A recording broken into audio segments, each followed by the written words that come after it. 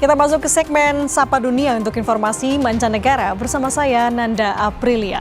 Informasi pertama saudara, sejumlah penduduk di kamp pengungsi Jabalia di Gaza Utara memanfaatkan jeda pertempuran antara Israel dan Hamas untuk mengamati sisa-sisa rumah mereka. Di Jabalia yang telah menyaksikan beberapa pengeboman paling dahsyat oleh Israel selama 15 bulan terakhir ini, warga Palestina sedang menghadapi pemandangan kehancuran yang mengerikan.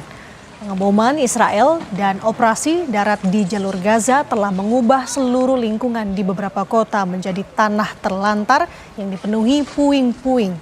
Melihat kehancuran ini, saudara, banyak kalangan menyebut diperlukan waktu puluhan tahun bahkan lebih untuk membangun kembali jalur Gaza Palestina.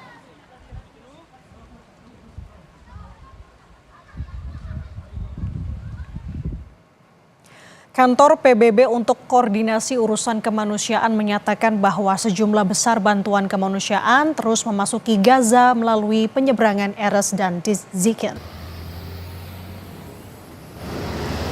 Pengiriman bantuan dan pekerja kemanusiaan kini telah menjangkau daerah-daerah yang sebelumnya sulit diakses.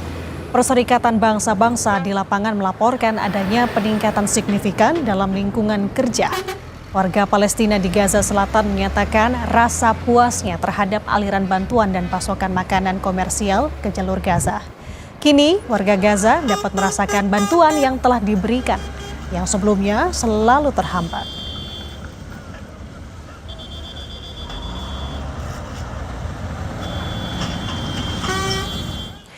Saudara, musim dingin memperparah kesulitan warga Palestina yang masih bertahan hidup di tenda-tenda pengungsian di jalur Gaza.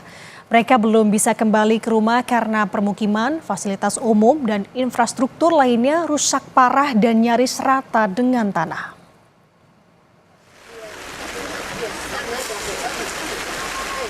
Menurut laporan terbaru dari Kantor Koordinasi Urusan Kemanusiaan PBB yang hanya menginginkan kedamaian dan rasa aman, butuh waktu panjang bagi Gaza untuk kembali pulih.